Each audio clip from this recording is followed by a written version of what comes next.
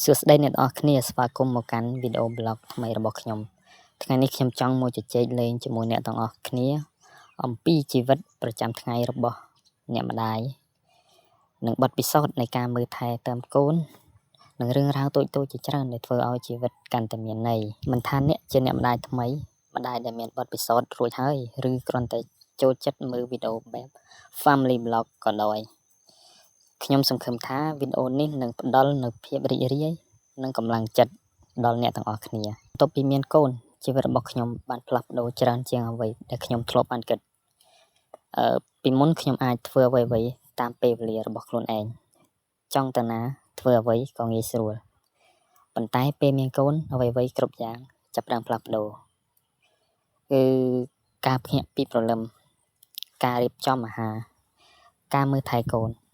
និងការងារផ្សេងៗជាច្រើនទៀតបានคล้ายជាផ្នែកមួយនៃជីវិតរបស់ខ្ញុំប្រចាំថ្ងៃទៅហើយពេលខ្លះខ្ញុំមានអារម្មណ៍ថា24ម៉ោងក្នុងមួយថ្ងៃមិនគ្រប់គ្រាន់សម្រាប់ធ្វើអ្វីៗទាំងអស់នោះទេប៉ុន្តែទោះបីជាមានភាពមមាញឹកយ៉ាងណាក៏ដោយក៏ខ្ញុំមានអារម្មណ៍សប្បាយចិត្តជាងមុនដែរអ្នកនរគ្នារឿងមួយដែលខ្ញុំចាប់អារម្មណ៍ខ្លាំងគឺកូនធំឡើងលឿនណាស់ហើយរាល់ថ្ងៃខ្ញុំសង្កេតឃើញអំពីការផ្លាស់ប្ដូរតូចៗរបស់គាត់ជាក់ស្ដែងនៅក្នុងថ្ងៃនេះគាត់ចេះញញឹម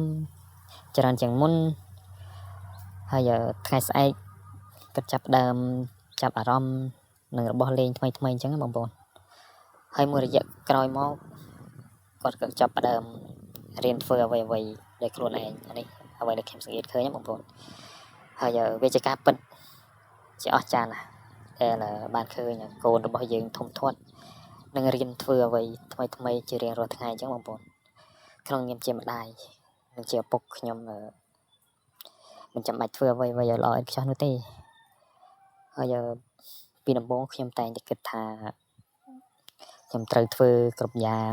ឲ្យបានល្អអញ្ចឹងបងប្អូនត្រូវរៀបចំផ្ទះឲ្យស្អាតត្រូវរក្សាកូនឲ្យល្អឥតខ្ចោះត្រូវបំពេញការងារគ្រប់យ៉ាងដោយគ្មានកំហុសអញ្ចឹងបងប្អូនប៉ុន្តែបន្ទាប់ពីខ្ញុំបានដឹងថាអ្វីមិនអាចទៅរួចទេជីវិតពិតប្រាកដមិនដូចនៅក្នុងរូបភាពឬក៏វីដេអូនៅលើបណ្ដាញសង្គមនោះទេអញ្ចឹងត្រង់ចំណុចនេះគឺវាសំខាន់ណាស់បងប្អូនអញ្ចឹងមានថ្ងៃល្អហើយពេលខ្លះក៏មានថ្ងៃលំបាកហើយមានពេលដែលនៅផ្ទះរញ៉េរញ៉ៃមានពេលដែលយើងអស់កម្លាំងអញ្ចឹងបងប្អូនអញ្ចឹងជីវិតគឺគ្រប់បែបយ៉ាងហើយពេលនោះជារឿងធម្មតាហើយអ្វីដែលសំខាន់គឺយើងកំពុងខិតខំប្រឹងប្រែងអស់ពីសមត្ថភាពអញ្ចឹងបងប្អូនហើយវាគ្មានឪពុកម្ដាយណាម្នាក់ល្អឥតខ្ចោះនោះទេហើយយើងទាំងអស់គ្នាគឺកំពុងរៀននិងរីកចម្រើនជាមួយកូនរបស់យើងអញ្ចឹងបងប្អូនពេលខ្លះកូនជាអ្នកបង្រៀនយើងច្រើនជាងយើងបង្រៀនគាត់ទៅទៀតចង់និយាយអញ្ចឹងបងប្អូនអញ្ចឹងគាត់បង្រៀនយើងអំពីភាពអត់ធ្មត់អំពីក្តីស្រឡាញ់និងអំពីការរស់នៅក្នុងពេលបច្ចុប្បន្នខ្ញុំគិតថារឿងដ៏ស្រស់ស្អាតបំផុតមួយនៃការធ្វើជាម្ដាយធ្វើជាឪពុកគឺពេលដែលយើងបានចំណាយពេលជាមួយកូនអានឹងជារឿងដែលសំខាន់បំផុតណាបងប្អូនអញ្ចឹងមិនចាំបាច់ជាពេលវេលាធំដុំឬសកម្មភាពពិសេសអ្វីនោះទេបងប្អូនគឺគ្រាន់តែអង្គុយលេងជាមួយគាត់មើលគាត់ញញឹមស្ដាប់សំឡេងសើចរបស់គាត់អញ្ចឹងបងប្អូនឬគ្រាន់តែអបគាត់នៅពេលដែលគាត់ចង់បាននៅភាពកក់ក្ដៅហើយចំពោះពេលវេលាតូចទាំងនេះហើយដែលបង្កើតជាអនុស្សាវរីយ៍ដ៏មានតម្លៃអញ្ចឹងបងប្អូនហើយ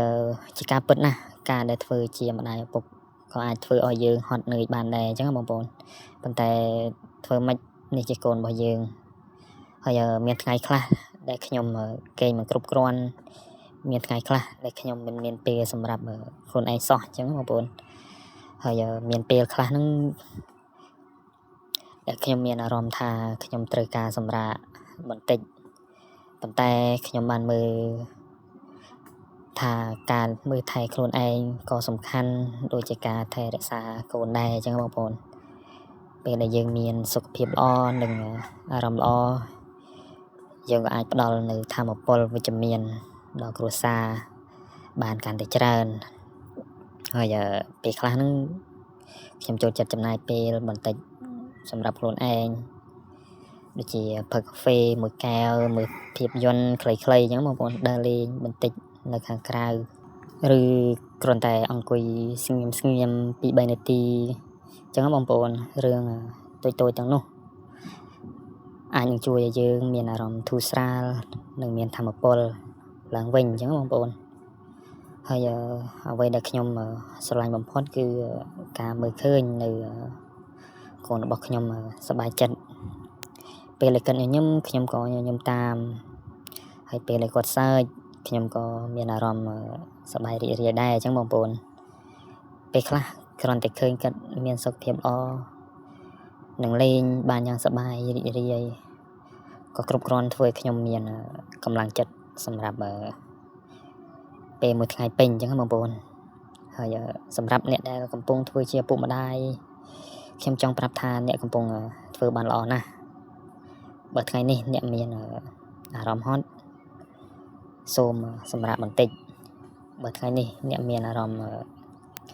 ថាពិបាកសូមចាំថាអ្នកមិននៅម្នាក់ឯងទេហើយយើងទាំងអស់គ្នាសុទ្ធតែឆ្លងកាត់ពេលវេលាបែបនេះដូចគ្នាសូមជឿជាក់លើខ្លួនឯងនិងរីករាយជាមួយដំណើរមួយនេះចុងក្រោយអរគុណអ្នកទាំងអស់គ្នាដែលបានចំណាយពេលមកទស្សនា vlog របស់ខ្ញុំតាំងពីដើមរហូតដល់ចប់អញ្ចឹងបងប្អូនខ្ញុំពិតជាសប្បាយចិត្តដែលបានចែករំលែករឿងរ៉ាវនិងបទពិសោធន៍ទាំងនេះជាមួយអ្នកទាំងអស់គ្នាអញ្ចឹងបងប្អូនបើអ្នកទាំងអស់គ្នាចូលចិត្តវីដេអូនេះកុំភ្លេចចុច like share និង subscribe ដើម្បីគាំទ្រ channel របស់ខ្ញុំម្នាក់មួយផងបងប្អូនអញ្ចឹងខ្ញុំមានអីច្រើនទេបងប្អូនជួបគ្នាក្នុងវីដេអូក្រោយអញ្ចឹងសូមអរគុណច្រើន